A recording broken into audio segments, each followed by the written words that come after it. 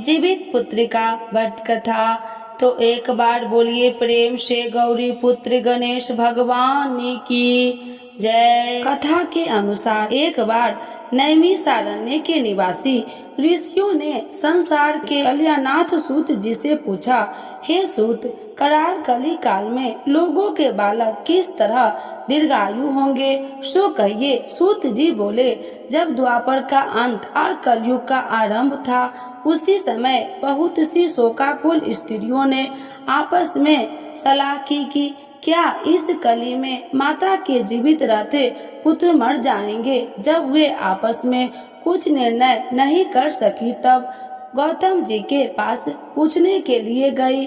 जब उनके पास पहुंची तो उस समय गौतम जी आनंद के साथ बैठे थे। उनके सामने जाकर उन्होंने मस्तक झुकाकर प्रणाम किया।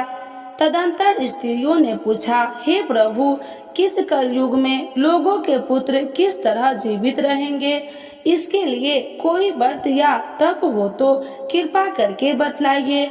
इस तरह उनकी बात सुनकर गौतम जी ने बोले, आपसे मैं वही बात कहूँगा जो मैंने पहले से सुन रखी है। गौतम जी ने कहा, जब महाभारत युद्ध का अंत हो गया, द्रोणापुत्र अश्वत्थामा के द्वारा अपने बेटे को मारा देखकर जब पांडव बड़े दुखी हुए, तो पुत्र के शोक से व्याकुल होकर द्रौपदी अपनी सखियों के साथ ब्राह्मण श्रेष्ठ धम्मे के पास गई और उसके धम्मे से कहा, हे विपेंद्र, कौन सा उपाय करने से बच्चे दीर्घायु हो सकते हैं, कृपा करके ठीक ठीक कहिए। धोमे बोले, सतयुग में सत्य वचन बोलने वाला, सत्य चरण करने वाला जीवितवाहन नामक राजा था। एक बार अपनी स्त्री के साथ अपनी ससुराल गया और वहीं रहने लगा। एक दिन आधी रात के समय पुत्र के शोक से व्याकुल कोई स्त्री रोने लगी, क्योंकि वह अपने बेटे के दर्शन से निराश हो चुकी थी। उसका पुत्र मर चुका था। वह रोती हुई कहती थी, हाय हाय, मुझ बुढ़िया माता के सामने मेरा बेटा मरा जा रहा है। उसका रुदन सुनकर राजा जितवाहन का तो मानो हृदय विदन हो गया। वह तत्काल उस स्त्री के पास गया और उसने पूछा, तुम्हारा बेटा कैसे मरा है। बूढ़ी ने कहा, गरुड़ प्रतिदिन आकर गांव के लड़कों को खा जाता है। इस पर दयालु राजा ने कहा, माता, अब तुम रो मत, आनंद से बैठो, मैं तुम्हारे बच्चों को बचाने का प्रयत्न करता हूँ। ऐसा कहकर राजा स्थान पर गया। वहाँ गरुड़ आकर प्रतिदिन मांस खाया करता था। उसी समय गरुड़ भी उस पर टूट पड़ा और राजा के शरीर का मांस खाने लगा। जब अतिशय तेजस्वी गरुड़ ने राजा का बायां अंग खा लिया, तो झटपट राजा ने अपना दाहिना अंग फेरकर गरुड़ के सामने कर दिया। यह देखकर गरुड़ जी ने कहा, देव योनियों में तुम कौन हो, तुम मनुष्य तो नहीं जान पड़ते। अच्छा, अपना जन्म और कुल बताओ। पीड़ा से व्याकुल मन वाले राजा ने कहा, हे पक्षी राज, इस तरह के प्रश्न करना व्यर्थ है। तुम अपनी इच्छा अनुसार मेरा मांस खाओ। यह सुनकर गरुड़ रुक गए और बड़े आदर से राजा के जन्म और कुल की बात पूछने लगे।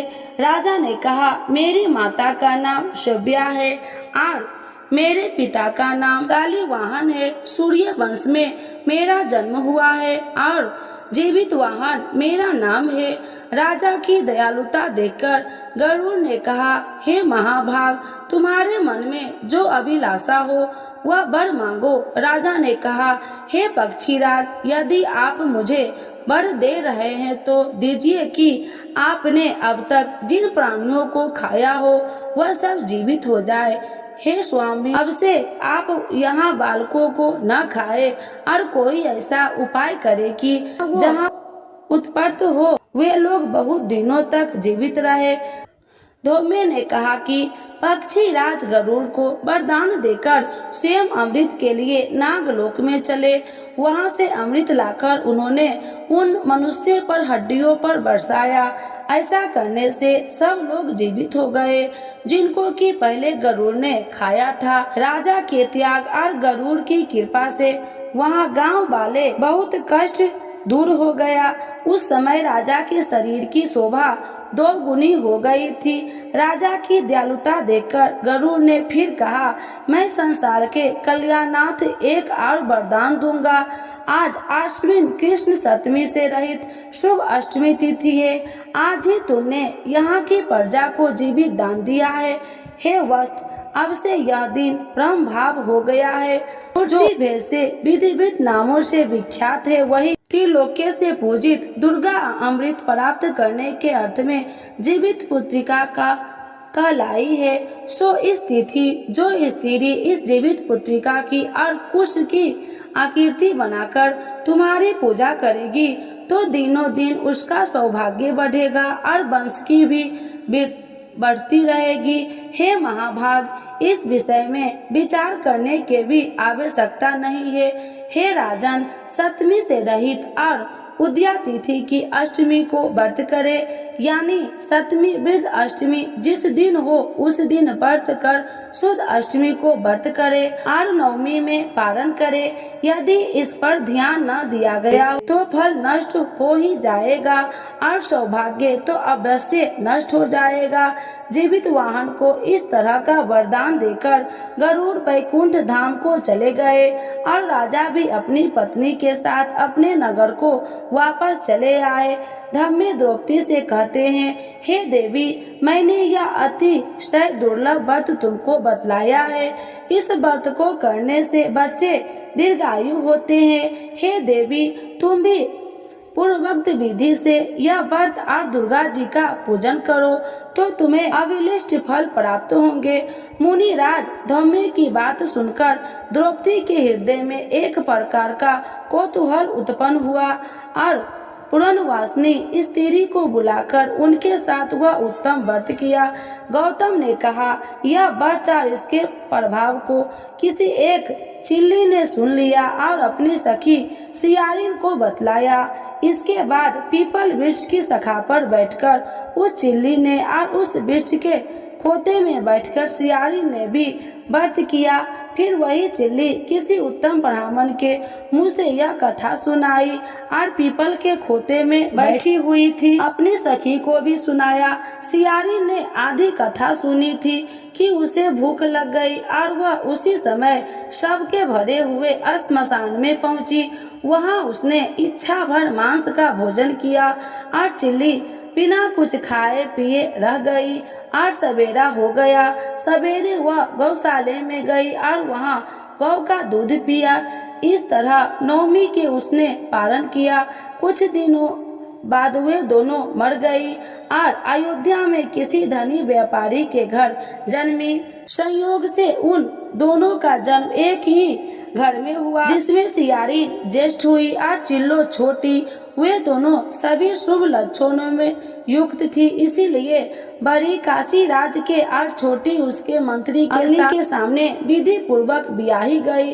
पूर्व जन्म के कर्म फल से वह रानी हुई। किसी भी संतान को उत्पन्न करती वह मर जाती थी और पूर्व जन्म की बातों का स्मरण करने वाली मंत्री की पत्नी ने अष्ट वस्तुओं से सदस्य तेजस्वी 8 बेटे उत्पन्न किए और सभी जीवित रह गए।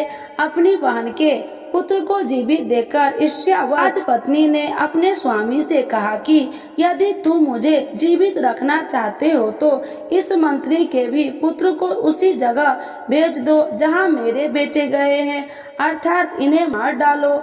यह सुनकर राजा ने उस मंत्री के पुत्र को मारने के लिए कई प्रकार के उद्योग किए, पर मंत्री ने जीवित पुत्रिका के पुण्य से बचा लिया। एक दिन राजा ने अपने आदमियों से उन पुत्रों का सिर कटवाकर पिटारी में रखवाया और वह पिटारी उनकी माता मंत्री पत्नी के पास भेज दिया, किंतु वे 8 सिर बेशकीमती जवाहरात हो गए और भले चंगे हुए 8 लड़के अपनी माता के पास वापस चले गए। उनको जीवित देखकर राजपत्नी को बड़ा विस्मय हुआ।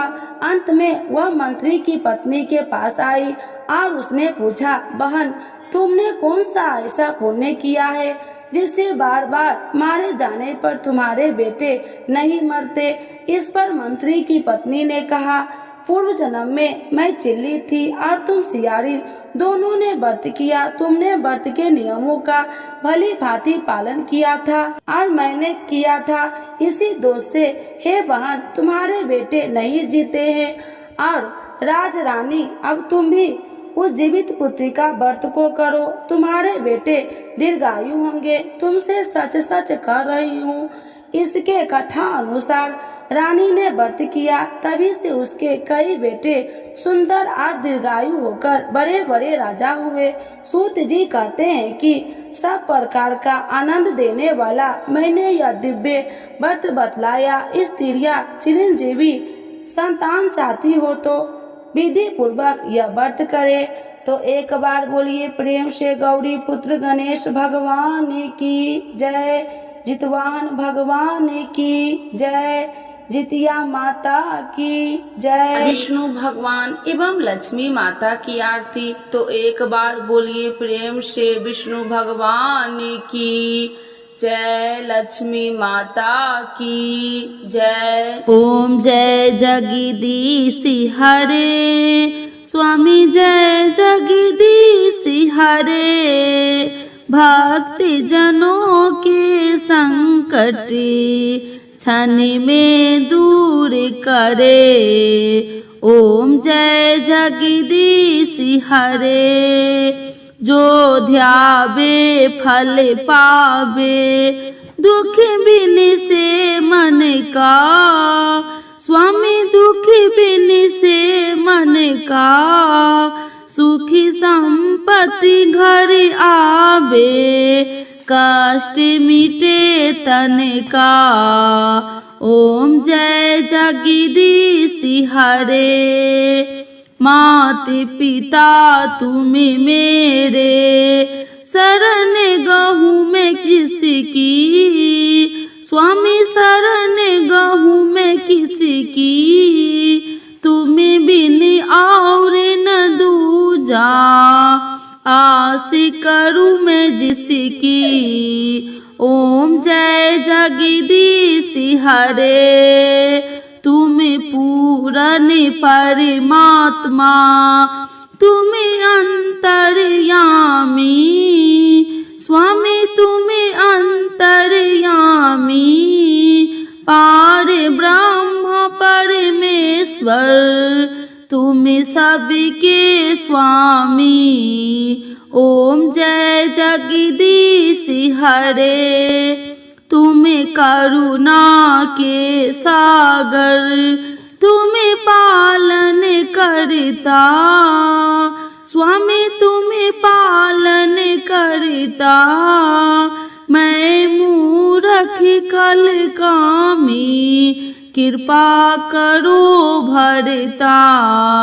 ओम जय जगदीश हरे। तुम हो एक अगोचर, सबके प्राणपति। स्वामी सबके प्राणपति, किसी विधु मिलूं दया मैं, तुमको मैं कुमति। ओम जय जगदीश हरे। दीन बंधु दुख हरता, तुम ठाकुर मेरे। स्वामी तुम ठाकुर मेरे, अपने हाथ उठाओ द्वार परा तेरे। ओम जय जगदीश हरे। विषय विकार मिटाओ, पाप हरो देवा। स्वामी पाप हरो देवा। श्रद्धा भक्ति बढ़ाओ, संतन की सेवा। ओम जय जगदीश हरे। श्री जगदीश जी की आरती जो कोई नर गावे। स्वामी जो कोई नर गावे, कहत शिवानंद स्वामी सुख संपत्ति पावे। ओम जय जगदीश हरे, स्वामी जय जगदीश हरे।